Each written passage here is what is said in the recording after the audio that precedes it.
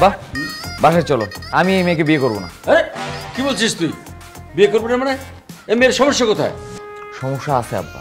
প্রথম সমস্যাই হচ্ছে এই মেয়ে সুন্দরী, আর এত সুন্দর মেয়েকে তো আমি বিয়ে করতে পারবো না। আরে বলিস কি তুই? সারা দেশের ছেলেপেলে বিয়ে, সুন্দরী মেয়ে বিয়ে করার জন্য পাগল হয়ে আছে, আর তুই বলছিস বিয়ে করবো না? কি ঘটনাটা কি বলতো? রবিন, আমার মেয়েকে তুমি নিশ্চিন্তে বিয়ে করতে পারো। আমার মেয়ের মধ্যে একটুও ঝামেলা নেই। আমার মেয়ে খুব নম্র ভদ্র লক্ষ্মী একটা মেয়ে।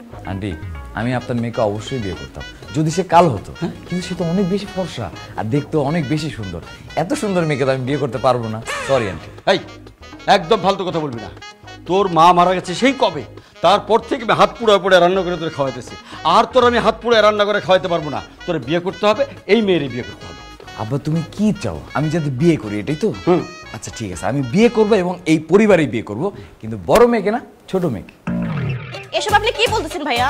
আমার বড় বোনকে রেখে আমাকে কেন বিয়ে করবেন? কারণ তুমি তোমার বড় বোনের মতো এত ফর্সা না, তুমি দেখতে শ্যামলা, আর তোমাকে বিয়ে করতে আমার কোনো সমস্যাই নাই। আন্টি, আপনার ছোট মেয়েকে যদি আমার সাথে বিয়ে দেন তাহলে অবশ্যই এই বিয়েটা হবে। তুমি কি পাগল হচ্ছো? আমার বড় মেয়ে রেখে আমি ছোট মেয়েকে বিয়ে দিব? জীবনও না। ঠিক আছে, তাহলে আমি ওই বিয়েটা করতে পারলাম না। সরি আব্বা, চলো। দাঁড়ান, কি শুরু করছেন আপনি? হ্যাঁ, সারা মহল্লার ছেলেপেলে আমার পিছনে ঘোরে, ভার্সিটির সব ছেলেরা আমার পিছনে ঘোরে, আর আপনি আমাকে রিজেক্ট করছেন না? আর আমি যে জিমে জিম করি সেখানকার ট্রেনাররা পর্যন্ত আমার পিছনে ঘোরে, আর আপনি আমাকে রিজেক্ট করে চলে যাচ্ছেন। মা, আমি বিয়ে করলে এই ছেলেকেই করবো, না হলে জীবনে বিয়েই করবো না। কি বলতেছেন আপনি? আমি আপনাকে রিজেক্ট করছি, তারপর আপনি আমাকে বিয়ে করতে যাচ্ছেন কেন? কেন আপনি জানেন না? সুন্দরী মেয়েদের পেছনে যে ছেলেরা ঘোরে, সুন্দরী মেয়েরা তাদেরকে পছন্দ করে না, আর যে ছেলেরা সুন্দরী মেয়েদের রিজেক্ট করে, সুন্দরী মেয়েদের তাকেই পছন্দ হয়। আপনি আমাকে রিজেক্ট করছেন না, এখন বিয়ে করলে আমি আপনাকেই করব। আমারও মিষ্টি মামুনিকে খুব পছন্দ হয়েছে। আমার ছেলের বউ যদি হয় তাহলে মিষ্টি মামুনি হবে।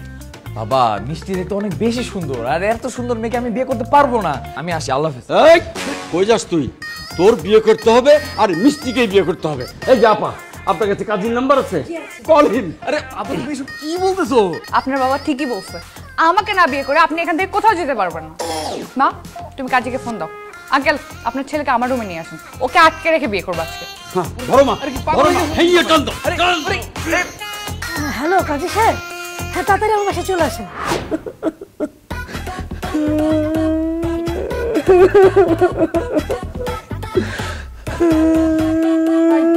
কি হয়েছে, কাঁদছো কেন? কাঁদবো না তো কি করবো? আমার কাঁধের উপর কত বড় একটা বিপদ এসে পড়ছে। ই আল্লাহ, আমাকে তুমি এত বড় একটা বিপদে কেন ফেললা? আমার জীবনের সুখ শান্তি সব শেষ হয়ে গেছে। কি বলো তুমি এগুলা? তোমার লাইফের সুখ শান্তি নষ্ট হয়ে যাবে কেন? কারণ আমি একটা সুন্দরী মেয়েকে বিয়ে করছি।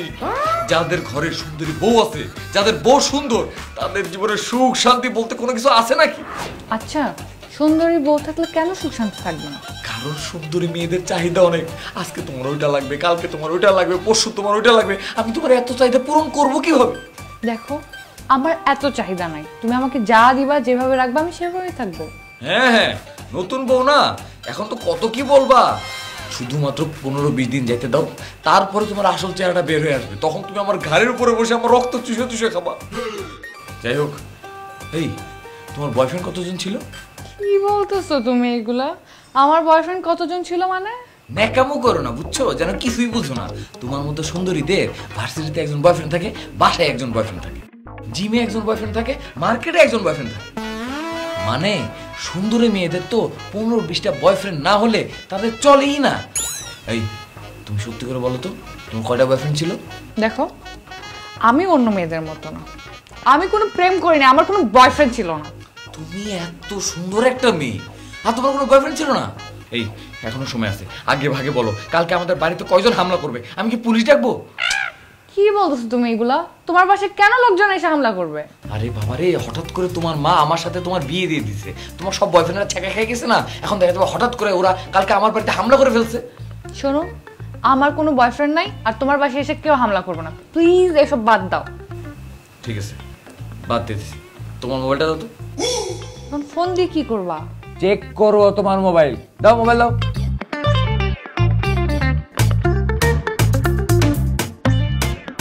এই তোমার ফেসবুকের পাসওয়ার্ডটা বলো তো। ফেসবুক পাসওয়ার্ডটা দিয়ে কি হবে এখন?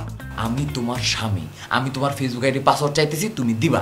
আমি চেক করে দেখবো যে তুমি কয়টা ছেলের সাথে কি কি আর কার কার সাথে কথা বলছো। তোমার মনে হচ্ছে না তুমি এখন বাড়াবাড়ি করতেছো? বাড়াবাড়ি দেখছো কি? তুমি যদি এখন আমাকে ফেসবুকের পাসওয়ার্ড না দাও, আমি কিন্তু মোবাইল আসল মেরে ভেঙে ফেলবো। নাও লেখো। বলো। 364686। ইয়াল্লা, সব দেখি মেয়ে। এই ফেসবুকে কি তোমার কোনো ছেলের সাথে অ্যাড নেই? ও বুঝছি, সব ছেলেদের নাম মেয়েদের নাম দিয়ে সেভ করে রাখছো না? আস্তে আস্তে তোমার সব এগুলো ধরে ফেলবো। যাই হোক, তুমি যেহেতু দেখতে অনেক সুন্দর, আমার সাথে সংসার করতে হলে তোমার অনেক নিয়ম কানুন মেনে চলতে হবে। আমি আর আমার আব্বা ছাড়া এই বাড়িতে কোনো পুরুষ মানুষের সাথে তুমি কথা বলবা না। এমনকি আমি আর আমার আব্বা ছাড়া কোনো পুরুষ জাতির দিকে তুমি তোমার নজর দিবাই না।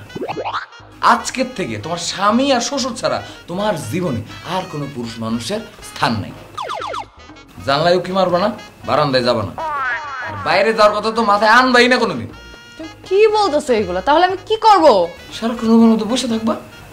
রুমের মধ্যেও 2টা সিসি ক্যামেরা লাগাইতে হবে, আর বাথরুমে 2 কর্নারে 2টা সিসি ক্যামেরা লাগাইতে হবে। তুমি কি বলছো এগুলো? হ্যাঁ, তুমি যদি এখন বাথরুমে সিসি ক্যামেরা লাগাই রাখো তাহলে আমার প্রাইভেসিটা থাকবে কই? তোমার কোনো প্রাইভেসির দরকার নাই। এত সুন্দর কেন তুমি? হ্যাঁ, কালা হইতে পারলে না? তোমার যা মন চায় তুমি তাই করো। সরান ঘুমাবো।